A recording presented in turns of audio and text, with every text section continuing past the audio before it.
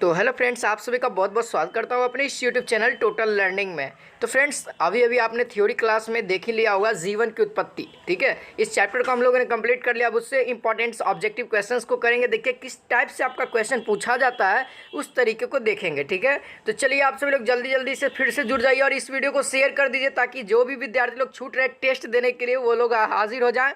और हमारे साथ दोस्तों आप लोग को 8:30 बजे तक रहना है। ठीक है, हमने सोचा कि ये बहुत ज़्यादा छोटा क्लास होगा 7 मिनट का, तो सोच रहे कि ये ऑब्जेक्टिव का भी ले लेते हैं अगले दूसरा वीडियो के माध्यम से। ठीक है, तो इसीलिए मैं दूसरा वीडियो में आप लोग आ जाइए जल्दी से।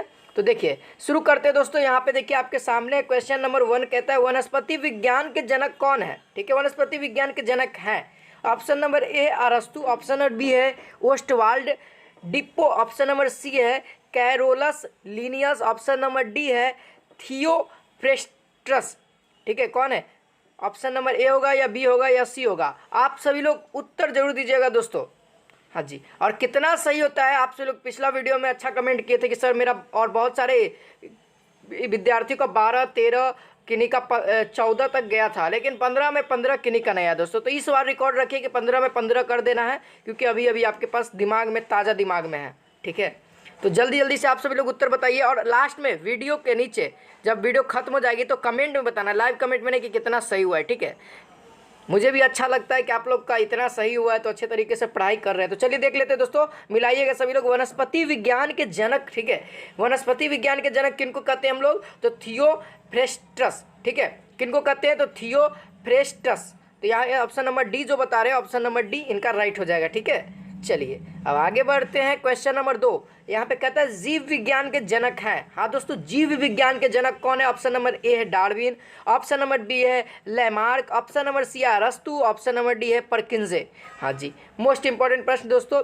ये पूछता है आपको, बायोलॉजी में पूछ सकता है।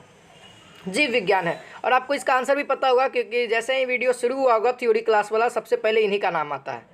ठीक है, तो कौन हो जाएगा दोस्तों? वो हो जाएंगे अरस्तु, यानी कि जो लोग ऑप्शन नंबर सी बता रहे हैं दोस्तों उनका राइट है। ठीक है, क्या हो जाएगा? अरस्तु हो जाएंगे। अरस्तु को ही जीव विज्ञान कहो या जंतु विज्ञान का जनक इन्हें ही कहा जाता है। जीव विज्ञान अलग है और जंतु विज्ञान अलग है। ठीक है, याद रखना। चलिए आगे बढ़ते। क्वेश्चन नंबर 3 कहता है चिकित्सा शास्त्र। ठीक है, चिकित्सा शास्त्र के जनक हैं। चिकित्सा शास्त्र के जनक कौन है दोस्तों? ऑप्शन नंबर ए है हिप्पोक्रेटस, ऑप्शन नंबर बी है लैमार्क, ऑप्शन नंबर सी है मेंडल, ऑप्शन नंबर डी है डार्विन। हाँ जी, आप सभी लोग उत्तर बताइए जल्दी से, कौन होंगे चिकित्सा शास्त्र के? ठीक है, हाँ जी, ठीक है, क्या हो जाएगा दोस्तों राइट आंसर? तो यहाँ पे हो जाएगा जो लोग ऑप्शन नंबर हिप्पोक्रेटस बता रहे हैं, ऑप्शन नंबर ए उनका राइट है। ठीक है, चिकित्सा शास्त्र कहो चाहे औषधि विज्ञान कहो, ठीक है, चाहे चिकित्सा शास्त्र कहो या औषधि विज्ञान कहो, एक ही है और उनका कौन है? तो हिप्पोक्रेटस। ठीक है, चलिए यहाँ पे क्वेश्चन नंबर 4 आ गया। कहता है क्वेश्चन नंबर 4 जैव विकास को सर्वप्रथम किसने समझाया? हाँ जी, जो जैव विकास होता है उसको सर्वप्रथम किसने समझाया था, यानी कि कुछ नियम वगैरह दिया होगा। कौन दिया था जी? ऑप्शन नंबर ए है न्यूटन ने, ऑप्शन नंबर बी है आइंस्टाइन ने, ऑप्शन नंबर सी है चार्ल्स डार्विन ने, ऑप्शन नंबर डी है लैमार्क ने। हाँ जी, आपके अनुसार कौन सा होगा दोस्तों? जल्दी से बता दीजिए।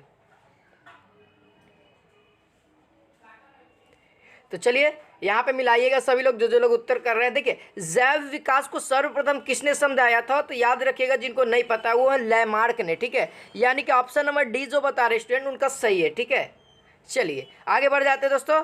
क्वेश्चन नंबर 5 कहता है किस वैज्ञानिक द्वारा विकास का सिद्धांत, ठीक है, किस वैज्ञानिक द्वारा विकास का सिद्धांत प्रस्तावित किया गया था?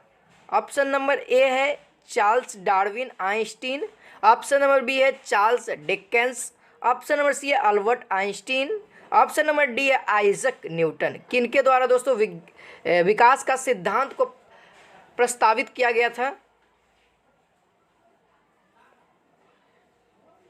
तो याद रखिए वो वैज्ञानिक कौन है? तो वो है चार्ल्स डार्विन आइंस्टीन। कौन है? Charles Darwin Einstein. अगर चार्ल्स डार्विन आइंस्टीन के बारे में पूछेगा तो क्या लिख सकते हैं कि उन्होंने विकास का सिद्धांत को प्रतिपादित किया था, यानी ऑप्शन नंबर ए इसका राइट हो जाएगा। ठीक है, सभी लोग मिला लीजिएगा।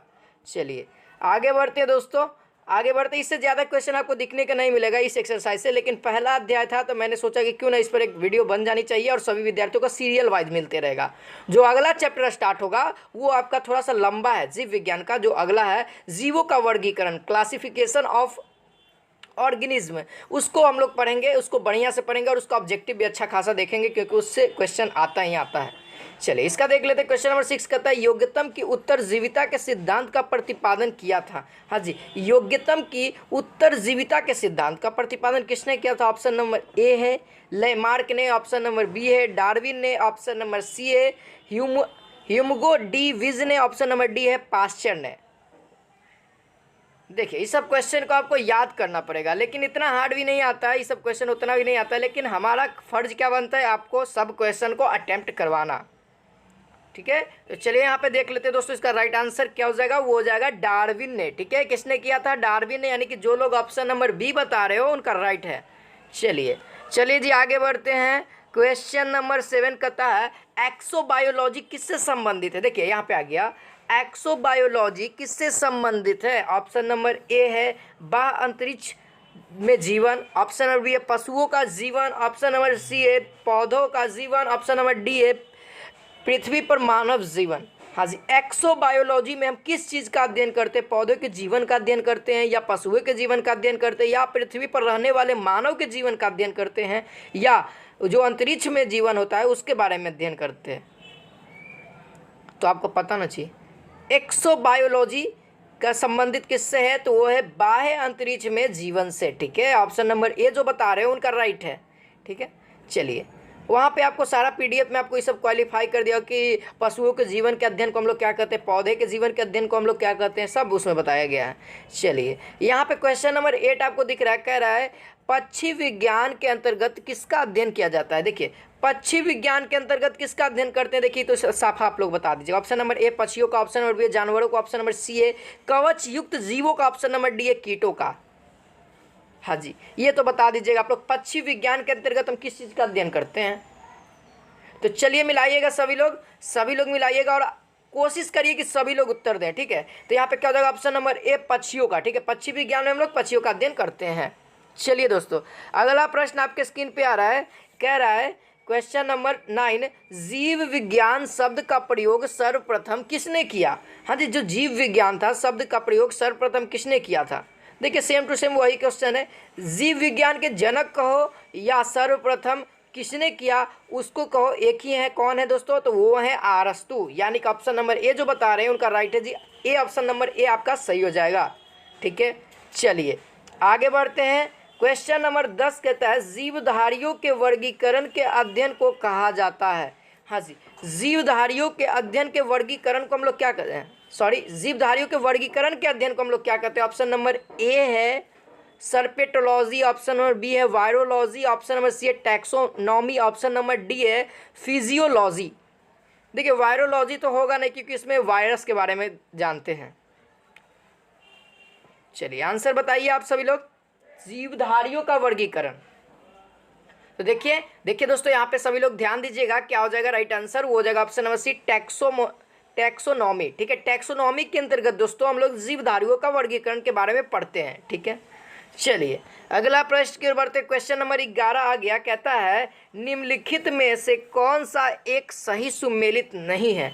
ठीक है, कौन सा सही सुमेलित नहीं है? ऑप्शन नंबर ए है फूलों की खेती यानी कि फ्लोरिकल्चर, ऑप्शन नंबर बी है फसलों की खेती यानी कि एग्रोनॉमी, ऑप्शन नंबर सी है सब्जियों की खेती यानी कि हॉर्टिकल्चर। ठीक है, हॉर्टिकल्चर, और ऑप्शन नंबर डी है फलों की खेती यानी पोमोलॉजी। हाँ जी, किसको कहते हैं? कौन सा जो वर्ड है वो गलत है, देख लीजिए। तो चलिए देख लेते हैं इसका राइट आंसर क्या हो जाएगा दोस्तों, जल्दी से बता दीजिए आप सभी लोग पहले। तो चलिए देख लेते हैं। देखिए फूलों की खेती को दोस्तों हम लोग फेरिकल्चर कहते हैं। ठीक है, फ्लोरिकल्चर कहते हैं फूलों की खेती को। फलों की खेती के अध्ययन को हम लोग एग्रोनॉमी भी कहते हैं, ये भी सही है। सब्जी की खेती को दोस्तों ठीक है हॉर्टिकल्चर। ठीक है, हॉर्टिकल्चर कहते हैं, ठीक है, ये सही है। लेकिन फलों को खेती को दोस्तों यही कहते हैं हॉर्टिकल्चर, पोमोलॉजी अलग होता है, ठीक है, ये पोमोलॉजी नहीं हो जाएगा, ठीक है, ध्यान देना। क्या हो जाएगा इसका right answer? Option number D हो जाएगा, क्योंकि ये वाला सुमेलित जो फलों की खेती है, फलों की खेती का अध्ययन हम लोग हॉर्टिकल्चर में करते हैं, पोमोलॉजी में नहीं करते हैं, ठीक है, ये याद रखिएगा।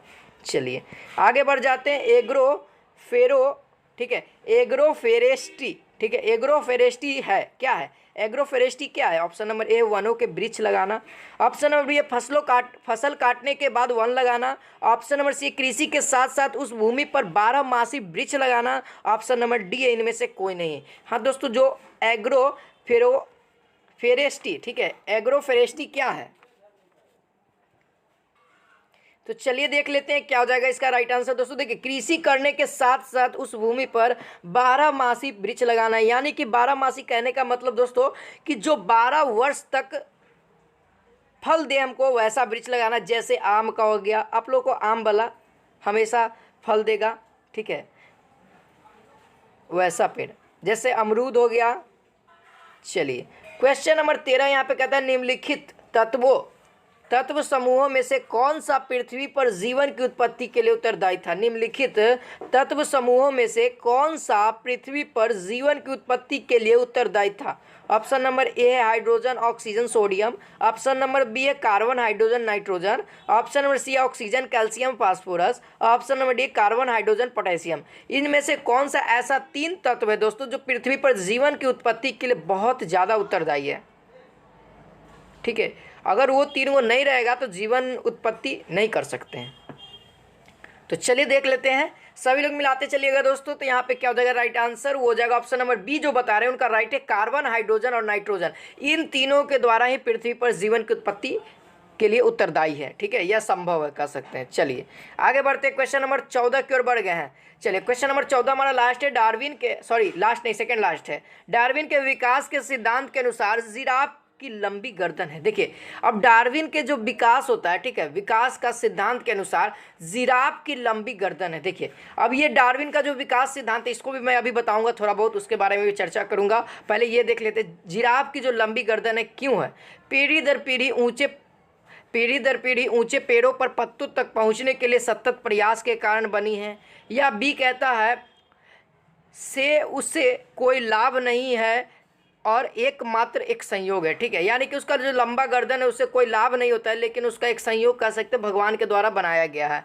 चलिए ऑप्शन नंबर सी पढ़ लेते हैं, कहता है उससे आहार प्राप्त करने के लिए लाभ देती है, जिसके कारण लंबी गर्दन वाले जीव जीवित रहते हैं। चलिए ऑप्शन नंबर डी पढ़ लेते हैं, कहता है अफ्रीकी सवारना के विशेष मौसम का परिणाम है। तो देखिए यहाँ पे क्या हो जाएगा, जिराफ का गर्दन क्यों लंबा होता है भाई? डार्विन के विकास सिद्धांत के अनुसार बताना है हम लोग को। तो देखिए जो डार्विन का विकास सिद्धांत था, पहले इसको समझ लेते हैं। देखिए डार्विन का जो विकास सिद्धांत यहाँ पे कहता है कि देखिए जैसे कि मान लीजिए जो हमारे पूर्वज थे, पूर्वज कौन थे दोस्तों? लंगूर मान लेते हैं, लंगूर बंदर जो थे हमारे प्रजाति में आते हैं, उन्हीं का विकास हुआ।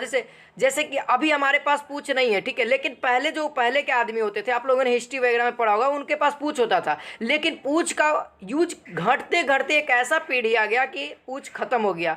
जैसा कि अभी हम लोग को देखते हैं, हम लोग इतना विकास कर लिए हैं पूंछ का, अगर हमारे अगली पीढ़ी में यदि पूंछ का काम आ जाए तो वो पीढ़ी के अनुसार निकलने लगेगी, पूंछ बनने लगेगी। जैसे जैसे काम आएगा वैसे वैसे विकास होगा, और जैसे जैसे काम नहीं होगा वैसे वैसे विलुप्त भी होते जाएगा। इसीलिए पहले जिराफ को खाने पीने में बहुत ज़्यादा दिक्कत होता था, इसीलिए उनकी पीढ़ी दर पीढ़ी उनकी लंबी गर्दन होते चली गई। तो यहाँ पे क्या हो जाएगा? ऑप्शन नंबर ए जो बता रहे हैं, देखिए सतत प्रयास के कारण बनी है, ठीक है, क्योंकि अब जिराफ को क्या होगा, आराम से किसी भी पेड़ के पत्ते को खा लेता है, या नीचे ज़मीन पर रहे या ऊंचे पेड़ रहे तो उससे भी पत्ते खा लेता है, तो उसको कोई दिक्कत नहीं होता है। तो ये पीढ़ी दर पीढ़ी का कारण है, तो यहाँ पे ऑप्शन नंबर ए हो जाएगा। चलिए आगे बढ़ जाते हैं, क्वेश्चन नंबर लास्ट है दोस्तों, कहता है question number 15, Hugo de Vries ने किस सिद्धांत का प्रतिपादन किया था? ऑप्शन नंबर ए है जाति उद्भव का सिद्धांत, ऑप्शन नंबर विनिमय का सिद्धांत, ऑप्शन नंबर सी है प्राकृतिक चयन का सिद्धांत, ऑप्शन नंबर डी है उत्परिवर्तन का सिद्धांत। हाँ जी, ह्यूगो की व्रीज ने किस सिद्धांत का प्रतिपादन किया था? तो दोस्तों देख लीजिए, इसका राइट आंसर डायरेक्ट मैं बता दे रहा हूँ, वो है उत्परिवर्तन का सिद्धांत। इसका हमने थ्योरी में भी पढ़ा होगा। उत्परिवर्तन का सिद्धांत का प्रतिपादन किसने किया था? तो ह्यूगो डी व्रीज ने, ठीक है, याद रखिएगा। तो चलिए दोस्तों, अगला क्लास में हम लोग मिलते हैं जीव विज्ञान के जीवों का वर्गीकरण, जो कि बहुत बहुत ज़्यादा इंपॉर्टेंट है, उस क्लास को करिएगा। ये उतना इंपॉर्टेंट नहीं है, वो आप लोग थ्योरी देख लिए बहुत है उतना ही, और उसके बाद से ज़्यादा क्वेश्चन नहीं आएगा। और जो अगला आएगा, अगला चैप्टर से आने की संभावना, इसके बाद का जो जो चैप्टर होगा उससे इंपॉर्टेंट लगेगा आपके लिए। तो मिलते हैं नेक्स्ट वीडियो में। जय हिंद, जय भारत।